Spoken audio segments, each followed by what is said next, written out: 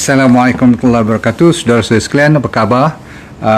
Malam ni kita akan menceritakan sedikit tentang penyakit serangan jantung apabila you bersukan. Okey, sementara tu lama saya tak ambil aura dasyuri ni untuk kadang-kadang kalau kita rasa penat sikit, kita dapatkan balik ada orang panggil gelombang out tetap ataupun setengah orang panggil out gaharu. Okey, contoh dalam ni kan ada dia punya 7 bahan tu, jadi kita naikkan balik semangat kita pada malam ni. Baik saudara-saudara sekalian, siapa pernah kena heart attack ataupun anda pernah dengar siapa yang pernah kena heart attack, tapi malam ni kita fokus lebih kepada bersukan, sebab dah banyak orang buat video tentang heart attack, tanda-tanda semua you mungkin dah tahu.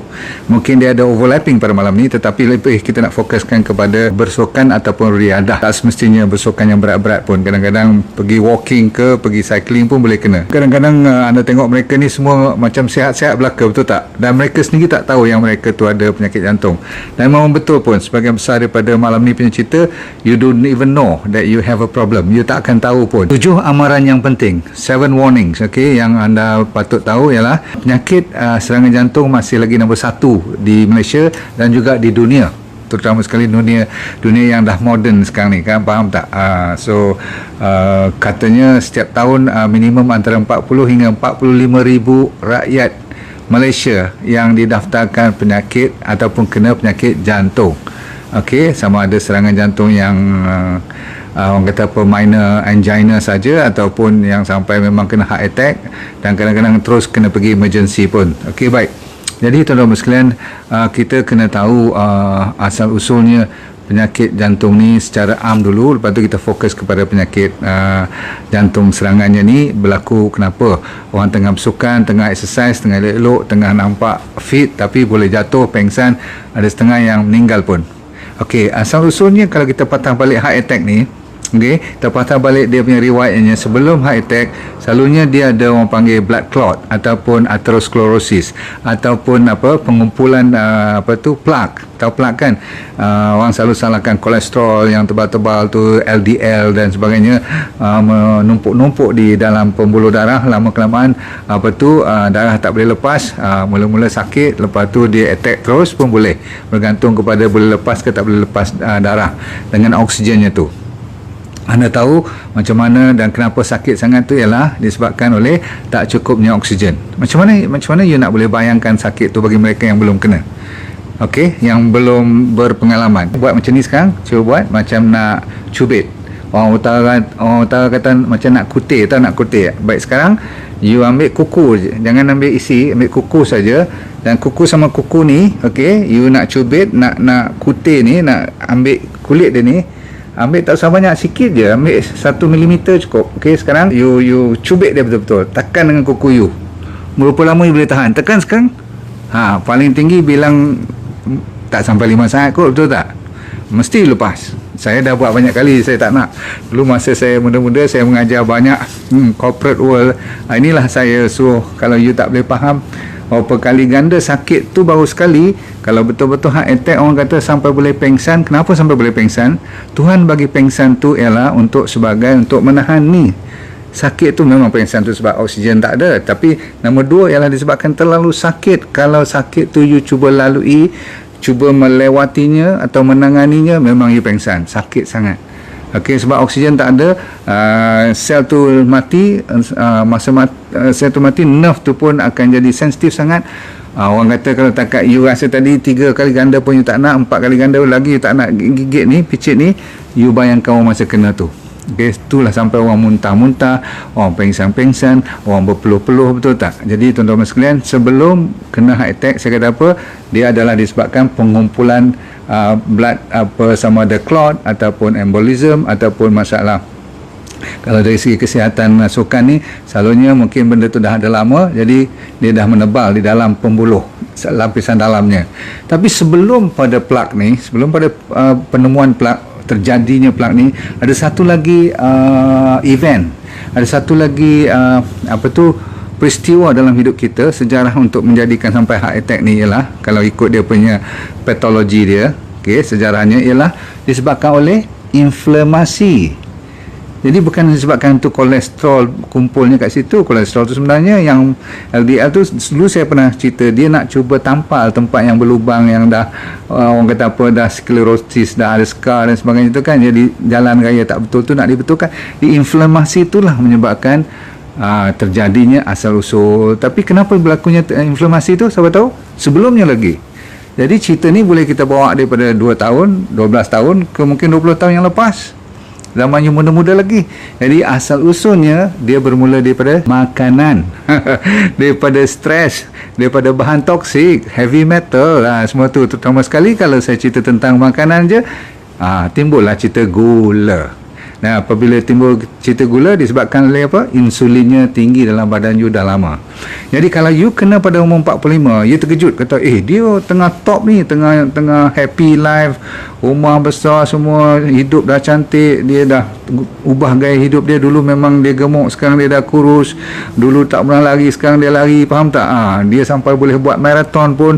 Pam, kali ketiga pergi katakan Jepun ke, big marathon, London marathon ke, Australia ke, dapat berita goodbye. Why? Inilah sebabnya. Rupa-rupanya dah ada petanda-petanda yang masa 20 tahun, 15 tahun sebelum berlakunya dah ada dia punya riwayat. Jadi kebanyakan cerita kalau you boleh cungkil balik, inilah dia. Sebab tu bila saya kata D&D diet, itu adalah satu rezeki kita belajar. Malam ini kalau you belum kena heart attack, ataupun kalau dah kena, masih boleh dengar supaya kita boleh, kalau janji reverse tu katanya insyaAllah memang dah ramai orang yang dah boleh kita patah balik. Sebab semua penyakit tu ada ubat. 4 fasa tu tadi, mula dengan apa tu, makanan atau gaya hidup yang stres, tak cukup tidur semua tu. Lepas tu dengan merokok lagi, silakan confirm. Kalau besok you boleh lari marathon pun, atau you boleh main badminton sampai 10 set pun, atau boleh berbasikal sampai 100 km setiap hari pun, bahayanya sudah bermula dari situ. Faham tak faham tu? Jadi kalau jatuh pengsan, kata alamak dia fit betul pun boleh jatuh, rupanya tu belum saya masuk faktor genetik. Genetik pun ada mainkan peranan, tetapi cuma dalam 10-15%. Tu dah tinggi lah tu, kita bagi genetiknya faktor kan. Baik. So budak-budak muda boleh kena tak? Memang boleh lah.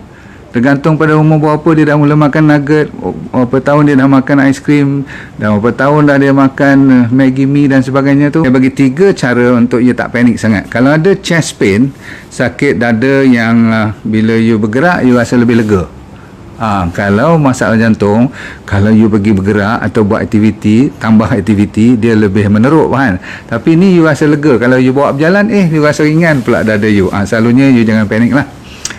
Mungkin sakit ni mungkin disebabkan oleh sakit urat ke, atau sakit bahagian otot-otot atau tulang ke, ataupun cuma tak fit aja. Okey. Dan bila you berjalan sikit-sikit lagi, you legakan, buat regangan, bila orang kata angin kedua datang, you lebih lega. Selalunya okey. Sebab kalau jantung lagi you buat, lagi dia tekan, tahu tak? So ini salah satu supaya andaian ni, supaya you jangan panik all the time.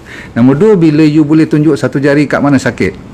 Sebab jantung kalau kena, dia jarang-jarang boleh pinpoint. Macam satu pensel you boleh cucuk kat situ, situ sakit. Ataupun ni antara 2 tulang rusuk saya ni sakit.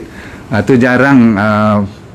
Walau bagaimanapun you kena cek dengan doktor. Jangan dengar cakap saya saja, tapi ini pengalaman saya yang lepas. Dan kalau you baca buku-buku reference pun, dia kata jarang-jarang sakit jantung ni boleh pinpoint dengan satu jari. Faham tak? Faham tak? Sakit lah kat bahu belakang kiri ni kan, selalu orang risau kan. Tapi dia kat situ je, all the time kat situ je. Okay, relax. Okay. Check juga besok, tapi malam ni tak payah panggil 911. Okay. Lepas tu kadang-kadang sakit tu boleh macam ada orang macam shooting pain. Bukan shooting satu tangan macam tu. Dia macam tu. Macam ada sikit current je. Kena check juga. Tapi malam ni tak payah berlari-lari nak pergi emergency. Okay, jangan-jangan itu menjadikan satu yang kalau sakitnya sikit je macam tu, kadang-kadang datang, kadang-kadang tak datang langsung, dan lepas tu you lupa, selalunya okey. So 3 cara sakit ni kita tak panik sangat. Tapi saya nak cerita yang harus you jangan ambil enteng. Sebab tadi you dah tahu fasa-fasa macam mana penyakit ni boleh berlaku pada akhirnya, hasilnya sampai kena heart attack. Orang yang tak tahu penyakit yang bukan masalah dia tak jaga badan semua ataupun dia, ini adalah disebabkan mereka dari kecil ada beberapa penyakit yang nombor satu dia dan siapa-siapa pun tak tahu yang dia ada, orang panggil hypertrophic cardiomyopathy. Maksudnya jantung anda mungkin disebabkan oleh exercise masa kecil ataupun dari kecil lagi, ataupun masalah genetik, dia dah mula menebal ataupun dia dah mula jadi bengkak, ataupun cardiomyopathy ni kadang-kadang mungkin ada masalah inflamasi yang you tak perasan, dia sebab sikit-sikit lama-lama dia jadi bengkak. So hypertrophy tu maksudnya dia besar. Jadi kalau kita ambil x-ray, jantung tu dah mula membesar daripada awal lagi. So yang ni salah satu daripada kenapa orang boleh jatuh pingsan dan kena serangan jantung, boleh bawa maut. Nombor dua, dia panggil commotio cordis. Kalau you kena tendang ke, kalau main karate ke, judo ke, boxing ke, selalunya bila dia orang selalu kena tendang ataupun kena bola sendiri, faham tak? Selalunya kalau betul-betul kena bahagian dada atau terutama sekali bahagian jantung ni pun kita kena hati-hati. Dia boleh menyebabkan orang kata apa, serangan jantung juga, ya kan seterusnya kalau you ada masalah tadilah apa tu yang ramai Malaysia nombor satu penyakit jantung ni kan, selalunya dia tinggi dengan plak, terlalu tinggi kolesterol yang orang selalu komplain tu kan. Boleh check, rupanya dah jadi kalsium pun kat situ, dah calcified pun. Lepas tu kadang-kadang ada pembuluh darah yang orang kata apa, yang tak normal, ataupun mungkin you ada aorta tu keluar daripada jantung you, pipe yang paling besar tu, dia kadang-kadang dah jadi balloon, dia orang kata apa, dah lemah.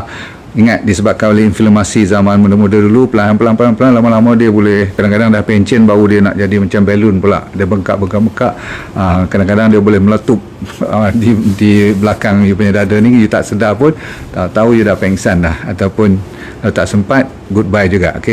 Satu lagi dia panggil Wolff Parkinson White Syndrome. Ni nama-nama macam ni, orang yang jatuh ke atas badminton court ke, ke atas padang ke, berlari ke, tengah cycling pun, kadang-kadang mereka dah ada masalah signal. Tahu tak, kan jantung kita ni start daripada atrium ke atas sana, dia ada node dia ada dia punya pancaran elektrik dia, dan kadang-kadang dia punya supply ataupun dia punya penyampaian tu agak terganggu. Ni mungkin ada masalah daripada kecil lagi, very rare, jarang berlaku, tapi kalau berlaku, bila salah aja signal ni, you pula tekan tengah exercise gila-gila, dan setengah orang kan tekan sampai macam dunia ni dia mesti nak perform the best. Setengah orang nak jadi the best athlete, dia ada impian, tak salah, tetapi kalau body tu dah tak boleh terima, yang ni pula dia jarang bagi warning. Masalah yang saya cerita ni tak bagi warning. Tapi kalau macam satu lagi myocarditis, yang ni infection, apa tu, kita punya jantung boleh dapat serangan apa tu, bakteria dan sebagainya, maksudnya kulit dia tu, kadang-kadang otot dia tu boleh kena. Pericarditis tu kelilingnya boleh sampai jadi macam scarring, dah berparut, dia dah tak boleh bergerak lagi dah, dia tak boleh apa tu, orang panggil ada kelembutan lagi dah, maka dia jam. Masa jam tu pula you tengah main sukan gila-gila, dia tangkap lah, betul tak? Selalu kes-kes myocarditis semua ni kadang-kadang dia dah ada petunjuk dia. Cuma yang satu lagi ni pun sama juga, you dilahirkan mungkin ada masalah ventricle you punya ruang apa tu, bilik jantung you tu kadang-kadang dah tak api lah, Tuhan mungkin dijadikan sejak kecil lagi ada yang tak kena.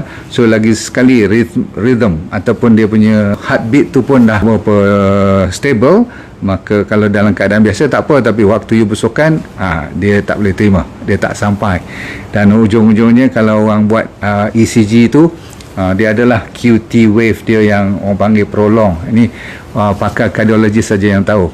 You waktu masa tak tekan exercise betul-betul, you tak tahu kan. Tu pun kadang-kadang you dah 5 tahun exercise gila-gila pun tak ada masalah. Bila dia dah lama sangat, dia dah tak boleh tahan, dia akan menyala lah, orang kata. Ni yang kadang-kadang tak sempat pergi hospital pun goodbye juga. Serangan jantung ni jangan main. Kita kalau sempat sampai hospital, kita kena tahu kat mana dia, kita kena tanya macam-macam, betapa teruknya, adakah dia, daripada cerita ni pun kita dah tahu sama ada dia boleh kita selamat dengan segera, atau kita kena buat emergency angiogram ataupun apa-apa lagi. Contoh, onset dia bila dia start, dia pergi ke mana, apa yang menyebabkan dia lebih sakit, apa yang menyebabkan dia lebih ringan tak sakit, semua-semua tu banyak soalan yang kita kena tanya. Tak boleh terus sakit dada je terus kita nak buat sesuatu tindakan.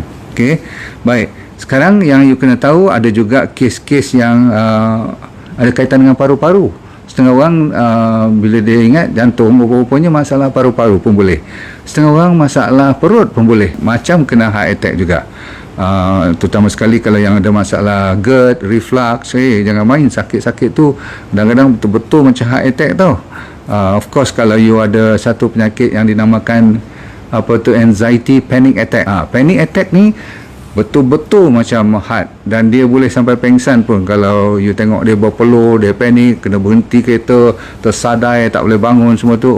Panic attack ni kadang-kadang dia fikir nak mati terus pun dah. Okay? Walaupun dia cuma pasal mental stress. Okay? Baiklah. Ada beberapa lagi yang menyebabkan kadang-kadang terganggu. Semacam you nak kena heart attack disebabkan you tak cukup umpamanya kalsium, tak cukup magnesium, boleh dapat krem-krem jantung, tak boleh lagi pump dengan kemas rhythm dia lari. Sebab apa?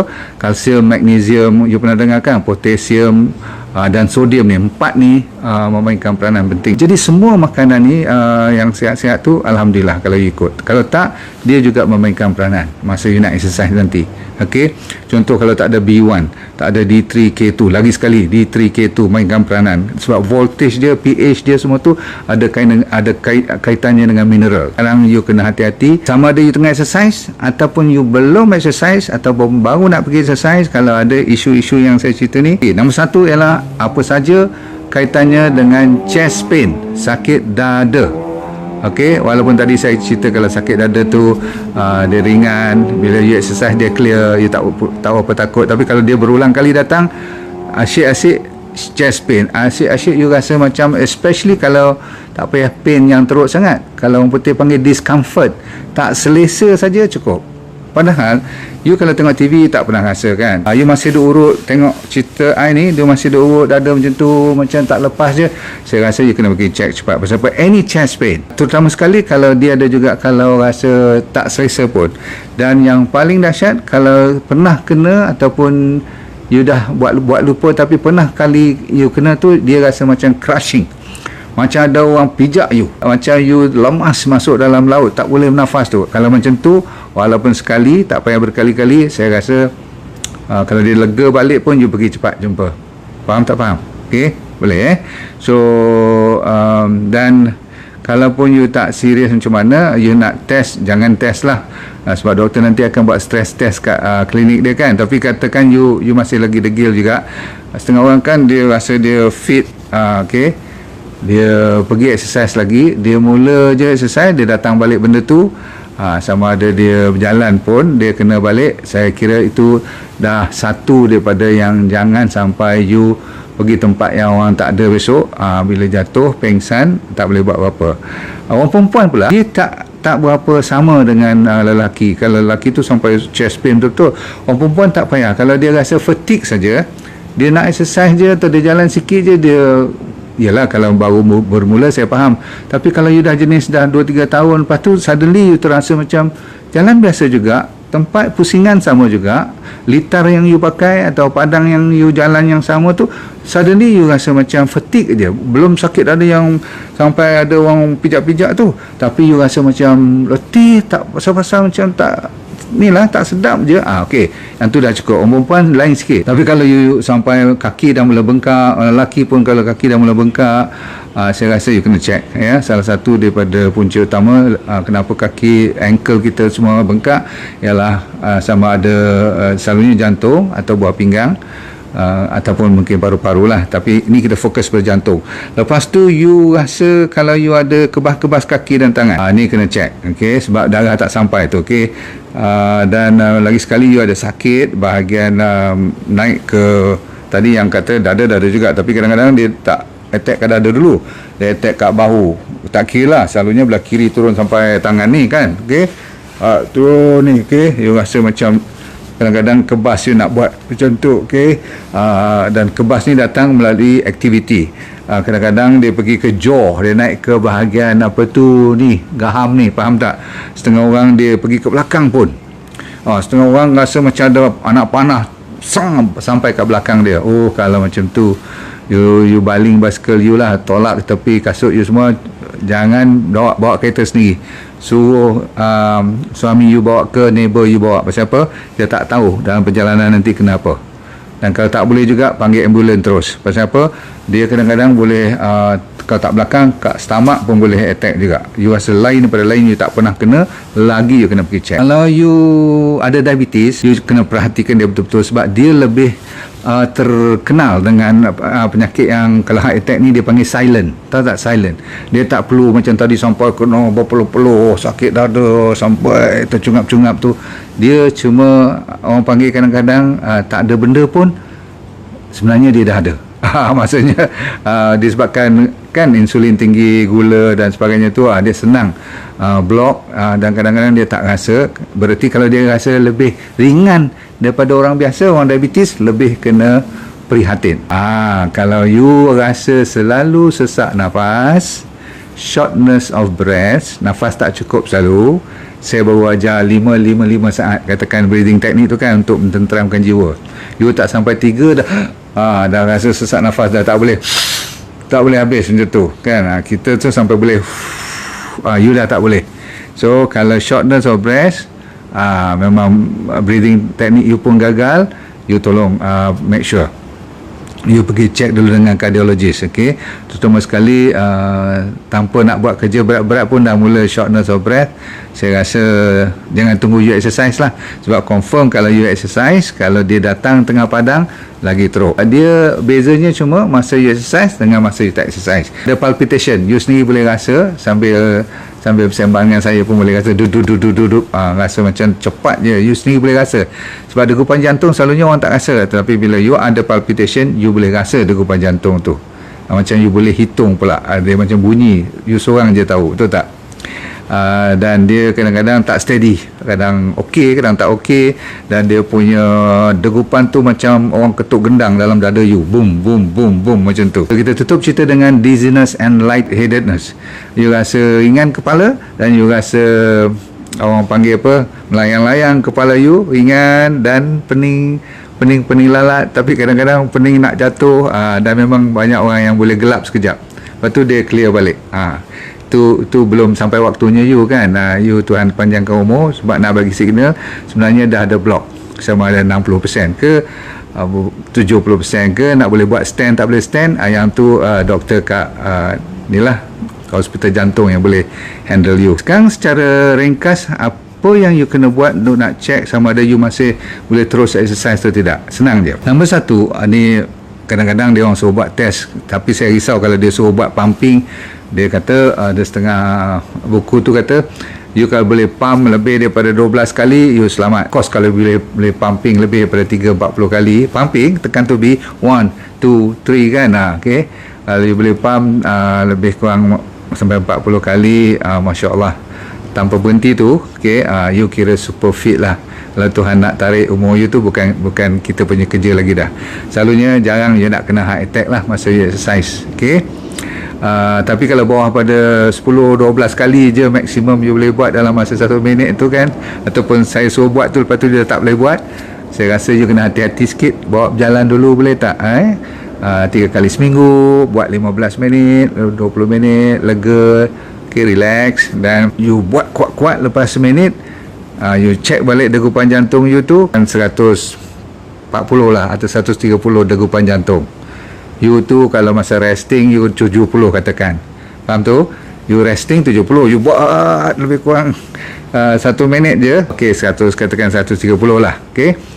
Lepas tu dah penat ni, 1 minit je, lepas tu you rehat 1 minit, you check lagi 1 minit lagi tu, katakan dia turun lebih daripada katakan 10 unit, daripada 130 degupan jantung turun ke 120, itu teruk, maksudnya 10 aja you turun. Dia kena turun paling kurang ialah 20. Kalau boleh turun sampai 40, you kira best lah. Tapi kalau boleh turun atas lagi pada 40, penurunannya Katakan daripada 130 dia turun ke 90, you kira super fit lah. Jadi tak takut lah nak kena heart attack masa serangan jantung yang takut-takut tu kan. You selalunya bebas. Bukanlah tak boleh kena langsung, tapi saya kata tadi jantung you dalam keadaan yang steady. Boleh? Dan test yang paling accurate ialah kalau di Kuala Lumpur ataupun mungkin di Penang ke Johor, Singapura memang ada. Dia panggil apa tu, coronary artery calcium scan. Selalunya orang buat scan untuk echo lah semua jantung, buat ECG, buat stress test semua. Tapi jantung yang paling bagus dia ambil coronary artery. Coronary artery adalah pembuluh darah yang supply kepada jantung you. Dia nak tengok ada deposit tak, ada lekatan-lekatan yang berbentuk kalsium tak. Kalsium ni berarti dia dah kumpul lama. Kalau dia ada unitnya lebih daripada 1000, maksudnya you anytime boleh kena heart attack. Kalau bawah pada 1000, katakan antara 500 ke 1000, you ada risiko tapi masih boleh kita buat sesuatu. Kalau bawah pada 400, 300, alhamdulillah lah. Okay, taklah teruk sangat. Yang penting gaya hidup. Nombor 2, diet. Tidak lain tidak bukan dengan DND diet you menyelamatkan balik keadaan you punya peripheral blood vessel. Apa maksud peripheral? Peripheral maksudnya ini kalau katakan ni jalan yang besar untuk dia sampai kepada jantung, tapi kan Tuhan jadikan dia punya jalan-jalan kecil, jalan pintas dia. Jadi kita selalu bila nak exercise ataupun nak jaga makanan tu, bukan saja kita nak menjaga jalan yang besar ni, tapi kita nak membetulkan juga jalan spare ni. Sebab apa? Kalau dia jam tengah ni, dia ada orang panggil bypass. Semoga dalam keadaan emergency. Sebab tu ramai orang boleh selamat, sebab dia ada jalan-jalan pintas yang boleh menyelamatkan keadaan. Dan ramai orang kadang-kadang sampai tak payah buat bypass, tak payah buka dada lagi dah, sebab apa? Doktor tengok perjalanan darah tu boleh supply melalui jalan-jalan yang kecil tu, insyaAllah. Dan please take care of yourself. Make sure jangan pergi ke mana-mana, tempat-tempat yang bukan-bukan, dan jumpa orang yang anda, kalau boleh tak usah jumpa siapa lah. Okay? Kalau tak perlu, faham tu? Okay, saya selalu menasihatkan sebab kita masih lagi dalam keadaan yang tidak selesa sekarang, tapi kita tetap mendoakan. Saya mendoakan anda sekalian, semoga semua sihat walafiat, satu keluarga, dan sama-samalah kita hantarkan doa-doa yang terindah pada semua masyarakat kita, dan kita mengharapkan kita boleh Tuhan saja yang antara terbaik yang boleh bantu kita buat masa ni. Sebenarnya all the time. Okay, tapi kita sentiasa kena berusaha dahulu. Assalamualaikum warahmatullahi wabarakatuh. Bye.